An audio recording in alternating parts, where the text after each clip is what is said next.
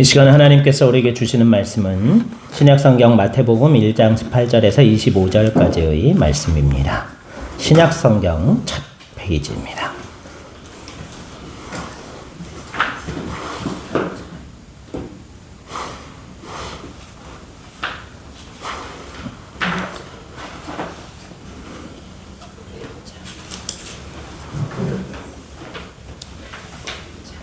마태복음 1장 18절에서 25절까지 말씀 봉독해 드리겠습니다.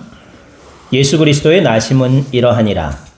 그의 어머니 마리아가 요셉과 약혼하고 동거하기 전에 성령으로 잉태된 것이 나타났더니 그의 남편 요셉은 의로운 사람이라. 그를 드러내지 아니하고 가만히 끊고자 하여 이 일을 생각할 때에 주의 사자가 현몽하여 이르되 다윗의 자손 요셉아 내 아내 마리아 데려오기를 무서워하지 말라. 그에게 잉태된 자는 성령으로 된 것이라. 아들을 낳으리니 이름을 예수라 하라.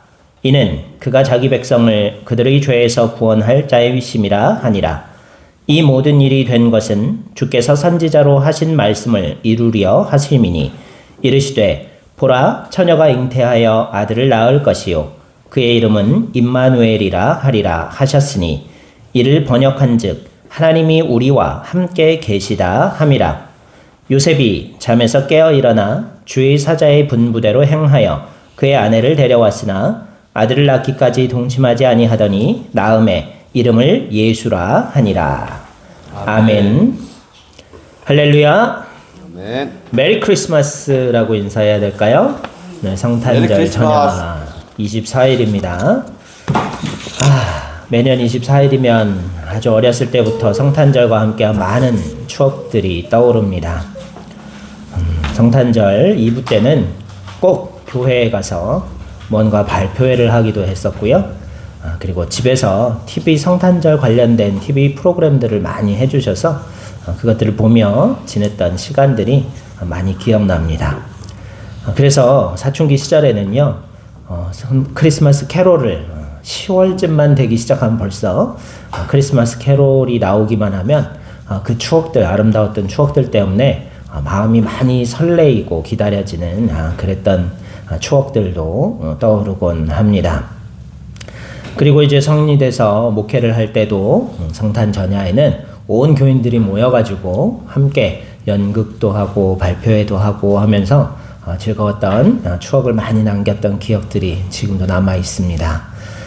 여러분들도 제가 해남 사정교회에 있을 때 사진들 많이 보셨겠지만 그 천에서도 많은 교우들이 다 즐겁게 모여가지고 연극도 하고 아주 기발한 것들도 많이 하셨어요.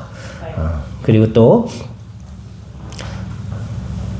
코로나 때문에 교회에 모이지 못했던 시절에도 우리 아이디어를 막 짜내가지고 다른 교회들에선 그냥 성탄절에 교회에서 모이지도 못하고 그랬었는데 저희 교회에서는 성탄절 삼행시, 크리스마스 그렇게 사행시 막 그렇게 지어가지고 하고 또 온라인으로 동영상, 카카오톡으로 동영상 찍어가지고 찬양이나 율동하는 것들을 영상으로 편집해가지고 성탄절 저녁 밤에 함께 보기도 하고 그런 시간들을 보냈습니다. 다른 교회들에서 우리 교회는 이렇게 했어요 하면서 상품도 많이 교회 예산 한 30만 원 들여가지고 좋은 상품들 많이 사가지고 그 사행시, 삼행시 한 것들 그런 거 기도문 쓴 거 그런 것들 시상해가지고 많은 교우들이 함께 즐거움을 나누는 그러한 시간들을 보냈습니다. 우리 교회에서도 오늘 성탄 저녁 그리고 내일 성탄절 함께 즐거운 시간 보낼 수 있기를 기대합니다. 네. 우리 주원이 같이 시간 보낼 수 있니? 예. 다른 약속 벌써 있는 건 아닌가? 아니고. 데리고 와서 보드게임 같이. 여자친구 데리고 와. 그래요. 자, 오늘 우리가 믿음의 자리에 임하시는 그리스도라는 제목으로 함께 말씀의 은혜를 나누고자 하는데요. 여러분 이 말이 기억나나요? 왜 사냐건 웃지요. 기억나시는 분 손 들어보세요. 네? 왜 사냐건 웃지요. 무슨 말이지? 우리 아직 고등학교 교과서에 국어 교과서에 나오는 그런 시에 나오는 글이에요. 김상용 시인이 쓴 나무로 창을 내겠소라는 시의 마지막 귀절이에요. 나무로 창을 내겠소. 밭이 한참 가리 괭이로 파고 호미론 풀을 매지요. 구름이 꼬인다 갈리 있소. 새 노래는 공으로 들으랴오. 강냉이가 있걸랑 함께와 자셔도 좋소. 왜 사냐건 웃지요. 라는 그런 시예요. 우리 교과서에 이제 곧 나올 겁니다. 이 마지막 귀절이었던 왜 사냐건 웃지요. 라는 이 귀절이 마치 모든 삶의 질문에 초탈한 듯한 선인의 경지를 연상케 하는 그러한 구절로서 우리 많은 사람들에게 가슴에 기억에 남는 그러한 구절이었어요. 우리가 이 세상에 왜 나는 태어났을까? 나는 왜 사는 걸까? 내가 이 세상에 태어난 이유와 의미와 목적은 무엇일까? 하는 질문들은 일평생 우리 가슴 속에서 떠나지 아니하는 아주 중요한 질문일 것입니다. 이 질문은 우리 존재와 또 존재의 목적과 의미를 찾는 아주 근본적이고 본질적인 질문이기 때문에 그런데요. 이러한 질문은 현재와 미래의 방향을 정하는 우리의 자아 정체성과 관련된 아주 중요한 질문이기 때문에 언젠가는 우리가 이 질문에 꼭 직면해야만 하고 또 옳던 그르던 나름의 답을 내야 하는 문제이기도 합니다. 중년의 방황이라는 이야기들 많이 있죠. 사춘기가 아니라 요즘은 40춘기라 그래가지고 40세 된 중년 남성 여성들이 삶의 정체성 위기를 호소하는 그리고 혼란을 겪는 방황하는 그러한 경우가 많이 있다고 해요. 또 우리나라는 부끄럽게도 전 세계 OECD 가입 국가들 중에 자살률이 가장 높은 나라이기도 합니다. 이 모두 삶의 의미와 이유와 목적에 대해 올바른 답을 내지 못했기 때문에 올바른 정체성을 가지지 못했기 때문에 일어나는 문제들이라고 볼 수 있어요. 특히 우리나라는요, 삐뚤어진 교육정책, 교육열에 그것으로 인해서 더 삶의 정체성에 대한 혼란이 뒤늦게 찾아온다는 거예요. 학교 시절에는요, 그냥 공부만 열심히 하면 된다고 다 부모들이 가르치죠. 그리고 서양의 경우에는 중학교 졸업하고 고등학교 진학할지 취업할지부터가 벌써 정체성에 대한 질문을 하기 시작하는 시기라고 합니다. 그래서 고등학교 진학도 선택이고 뿐만 아니라 대학은 더더욱이에요. 고등학교 가고 그리고 대학교를 갈 것인가 말 것인가는 아주 극소수의 선택에 불과하다는 거죠. 그렇지만 우리나라는 어때요? 대학 못 가면 거의 사회생활하기 어렵다. 제대로 편안하게 먹고 살기 힘들다고 봐야 한다라고 부모님들이 선생님들이 가르치고 그래서 대학에 가는 것이 아주 당연한 듯이 우리는 알고 있어요. 또 대학교 가면 어때요? 여태까지 놀지 못했던 거 신나게 놀려고 부지런히 놀기도 하고요. 또 어때요? 대학교 졸업할 때쯤 되면 토플이다, 토익이다. 남자들은 어때요? 군대 가야 되죠. 군대 다녀와야 되죠. 그리고 토플, 토익 뭐 때문에 하는 거예요? 좋은 직장 취직하려고 하는 거죠. 취직하기 위해서 열심히 전쟁을 해가지고 공부를 해가지고 취업하고 나면 그때서부터는 또 뭐예요? 내가 이만큼 스펙을 쌓았으니까 진급도 해야 할 뿐만 아니라 이제 가정을 꾸릴 나이가 되었구나 하면서 결혼을 서둘러 합니다. 나이 더 차기 전에. 결혼하고 나면 자식 낳고 자식 길러야 하고 그리고 승진해야 되고 그렇게 정신없이 살다 보니까 어때요?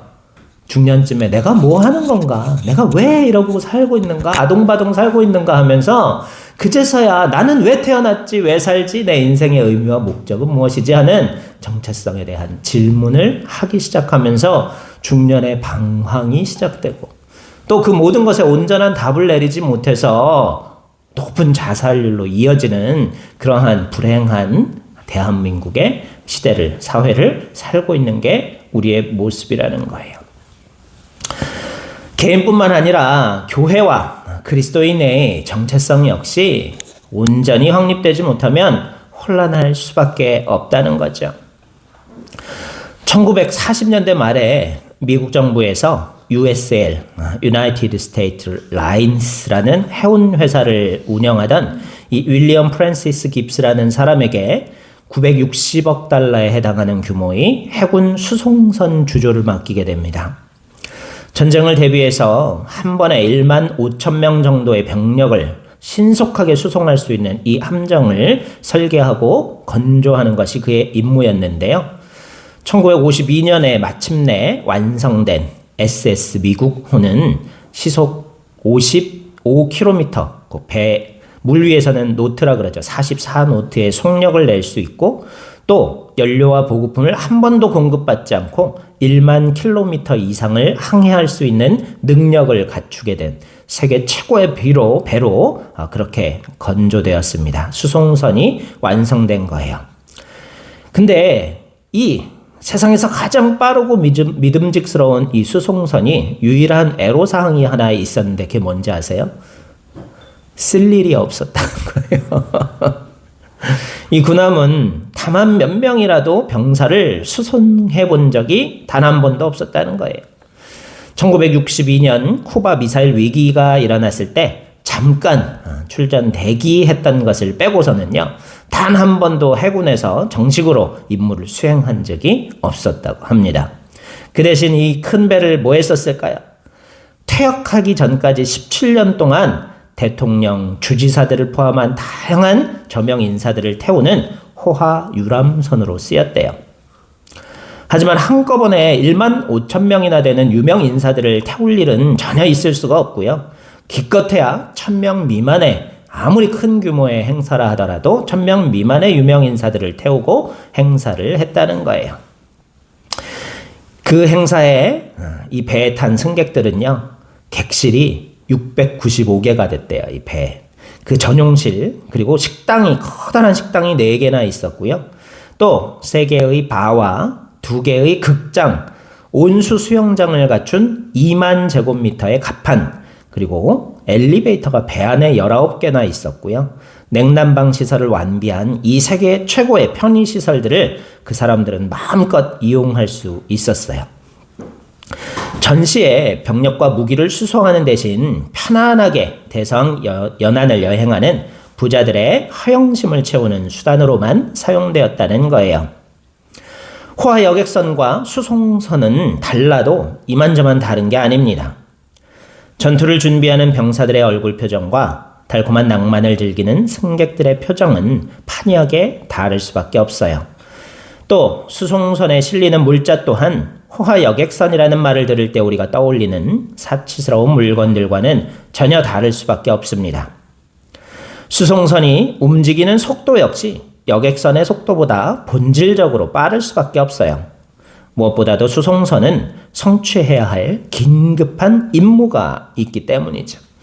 하지만 호화 여객선, 유람선은 어때요? 그저 편안하게, 안전하게 유람을 즐길 뿐 서두를 일이 없기 때문에 그렇습니다. 미국 정부가 건조했던 이 초대형 수송선의 역사를 우리가 떠올릴 때마다 우리 교회사의 단면을 보는 것 같아서 아주 씁쓸한 기분이 든다는 목사님도 계십니다. 교회의 목적도 이 수송선처럼 변화받은 그리스도인들이 자신의 사명을 완수하는 데 있는 것이건만 요즘은 수송선에서 호화 유람선으로 변질된 것이 아닌가 하는 의구심을 떨쳐버릴 수 없기 때문입니다. 영혼을 구원하는 전투에 참여하는 것이 아니라 세상이 주는 위안을 편안하게 즐기기 위한 수단으로 바뀌어버린 것이 요즘의 교회의 모습은 아닌지, 또 우리 그리스도인들의 잘못된 왜곡된 신앙은 아닌지 우리가 깊이 돌아볼 필요가 있습니다. 우리는 성탄절을 앞두고 예수님께서 이 땅에 어떻게 오셨는가 하는 말씀을 함께 묵상함을 통하여서 우리 삶의 올바른 목적, 참된 정체성을 회복할 수 있는 은혜의 시간을 보내시기를 소망합니다. 먼저 예수님께서 이 땅에 오신 방식에 대해서 우리가 살펴보면요, 인간의 생각을 초월한 방법으로 예수님께서 오셨던 걸 볼 수 있습니다. 성령을 통한 기적적인 잉태의 방식이 그러했고요. 또한 재림 역시, 다시 오실 예수님 역시 우리 사람들의 생각으로 알 수 없고 상상할 수조차 없는 방법을 통하여 오실 것이라는 것을 우리는 짐작할 수 있죠. 예수님께서 어떻게 오셨는지 오늘 본문은 자세하게 설명해 주시고 있습니다. 마리아와 요셉을 통하여 이 땅에 오셨는데요. 이들은 어떤 사람이었는가 성경은 의로운 사람이었다라고 기록하고 있어요. 이 당시는 어떠한 사회였습니까? 아주 정절을 중요시하는 사회였기 때문에요. 약혼하고서 다른 남자의 아이를 갖거나 간통한 것이 밝혀지게 되면 어떻게 했어요? 법적 재판이고 소송이고 그런 거 필요 없었어요. 그 자리에서 돌로 쳐서 죽이는 사회, 무서운 사회였다는 거예요. 그러한 목숨의 위협이 느껴질 수 있는 이런 사회 가운데에서요. 천사가 마리아에게 밤에 나타나서 내가 성령으로 잉태될 것이다. 결혼도 하지 않았고 아직 남편과 동침하지도 않았건만 아기를 가지게 될 것이라는 이 수태 예고는요. 아주 무서운 일이었어요. 자칫하면 돌에 맞아서 처참하게 죽을 수도 있는 그런 위험한 그런 예언이었다는 거예요. 그러나 마리아는 하나님의 뜻이라면 당신의 여종이니 하나님의 뜻대로 하시옵소서 하고 그 사실을 순종하여 받아들입니다. 그냥 주께서 우리에게 말씀하셨으니 내게 말씀하셨으니 아멘으로 따르겠습니다가 아니라 목숨을 걸고 한 거예요. 그 순종은요. 그냥 순종이 아니라 그래 11조 하래니까 헌금 한번 해보지. 그런 정도의 순종이 아니라는 거예요. 목숨을 걸고 한 순종이었어요. 요셉 또한 의로운 사람이었어요.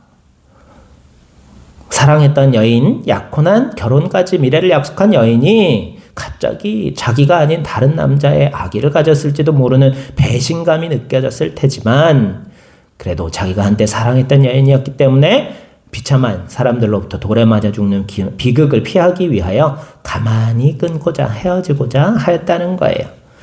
이 일에 대해 곰곰이 생각하고 있을 때 천사가 역시 요셉에게 나타나서 마리아가 잉태된 것은 성령을 통하여 하신 일이다 라고 하나님께서 가르쳐 주시자 요셉은 그 말씀에 순종하여 마리아 데려오고 그리고 또 어떻게 했어요? 순종하여서 마리아가 그 성령으로 잉태된 예수님을 출산할 때까지 정결을 지키는 그런 순종의 본을 보여주게 됩니다. 이처럼 목숨을 걸고 하나님의 말씀에 순종한 마리아와 요셉을 통하여 예수님은 이 땅에 태어나셨고 모든 인류는 생명의 구원을 얻을 수 있게 된 거예요. 우리가 이 말씀을 통해 어떤 교훈을 얻을 수 있겠습니까? 하나님의 임재하심, 이 땅에 임하시는 하나님의 은혜는요. 어떠한 통로를 통하여 임한다는 것을 알 수 있어요. 우리가 지난주에도 함께 묵상하였듯이 어때요? 순종하는 사람들. 주께서 그리 말씀하시니 행하겠나이다. 따르겠나이다. 베드로가 예수님께서 깊은 곳에 가서 그물을 내려보아라 말씀하셨던 그 말씀에 순종하였던 것과 같이 마리아와 요셉이 목숨을 걸 위협 그 가운데에서도 위험을 감수하고도 천사를 통하여 주신 하나님의 말씀에 순종하였을 때 이 땅에 예수 그리스도께서 탄생하시고 우리 모든 인류의 죄와 죽음을 대신 지시고 십자가에서 죽으시고 부활하시어 영생의 길을 생명의 길을 열어주신 은혜가 우리의 삶에 찾아오게 되었다는 거예요. 저와 여러분도 하나님의 뜻에 하나님의 말씀에 순종할 때 하나님의 임재의 은혜를 누리게 될 수 있을 줄로 믿습니다. 우리가 은혜만을 구할 것이 아니라 순종함을 통하여서 하나님 앞에 드림을 통하여서 순종함을 통하여서 하나님의 임재의 은혜를 더 크게 누리는 순종의 자녀들이 되시기를 소망합니다. 두 번째로 예수님께서 이 땅에 오신 목적은 뭐예요? 자기 백성을 그들의 죄에서 구원하시기 위하여 오셨다라고 성경은 가르쳐 주시죠. 예수라는 이름, 그 이름의 의미 자체가 뭐예요? 야훼는 구원자이시다라는 뜻을 가지고 있어요. 예슈와 여호슈아 그게 같은 말이에요. 예수 줄여진 발음인데요. 이 예수는 여호수아는 야훼는 구원자이시다라는 의미를 가지고 있어요. 예수님은 어떤 방법을 통하여 그 뜻을 목적을 이루셨습니까? 구약에는 사람의 죄를 사하기 위해 어떻게 무엇이 필요했어요? 다른 짐승의 피가 대신 필요했죠. 또 도피성에서 대제사장이 죽어야 죄가 씻겨져서 죽음을 면할 수가 있었어요. 그러나 예수님이 오신 이후엔 어떻게 됐어요? 자신의 피로 구속의 죽음을 이루심을 통하여서 누구든지 그 이름을 믿기만 하면 죄 사함을 받고 죽음을 면할 수 있는 은혜의 시대가 열렸다고 성경은 말씀하시죠. 예수님은 십자가의 죽음을 통하여 부활을 통하여 그리스도께서 오신 이 하나님 아버지의 목적을 이루셨습니다.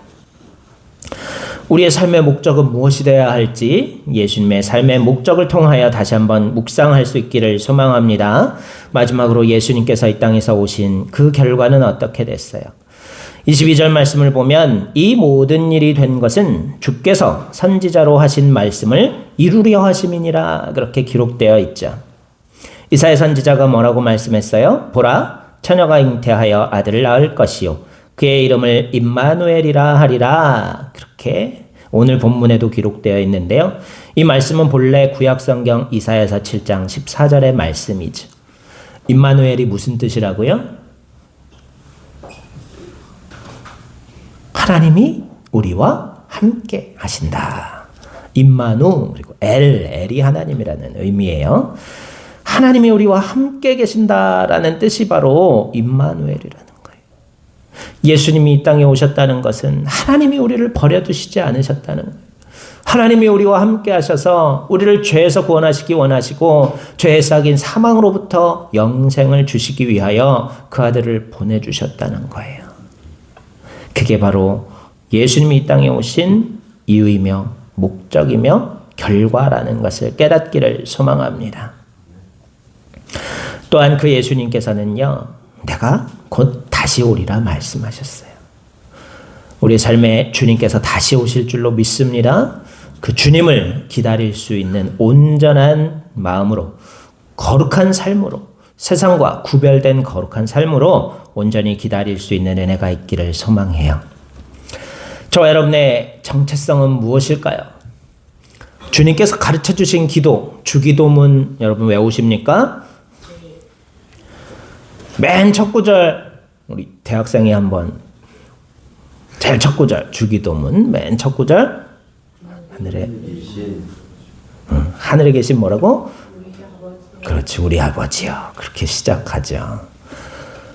하늘에 계신 분 누구예요? 하나님이시죠. 근데 그 하나님을 뭐라고 불러요? 아버지, 우리 아버지. 우리는 하나님, 하늘에 계신 하나님의 자녀라는 정체성의 고백이 주님 가르쳐 주신 기도의 첫 문장이에요. 저와 여러분은 누구라고요? 하나님을 아버지라고 부르는 하나님의 자녀라는 이 정체성을 잊지 마시기를 부탁합니다. 왜 사냐건 그냥 피치 웃지 마시고요. 할 말 없어서 몰라서 웃지 마시고요. 왜 사냐면 아니요. 지금 그거 얘기하는 거 아니에요. 왜 사냐고 묻는다면요. 어떻게 해요? 우리는 하나님의 자녀입니다 라고 고백할 수 있는, 하나님의 자녀이기 때문에 하나님의 뜻대로, 아버지의 뜻대로, 아버지의 말씀대로 아버지의 영광을 위하여 삽니다라고 우리의 정체성을 확실히 말할 수 있는 은혜가 있기를 간절히 소망해요. 그 삶은요, 반석 위의 삶이 될 줄로 믿습니다. 어떠한 풍랑이 찾아온다 할지라도 흔들림 없는 굳건한 삶이 될 줄로 믿어요. 그 믿음이 없이 우리는요, 평소에는 편안하게 그저 잘 살 수도 있어요.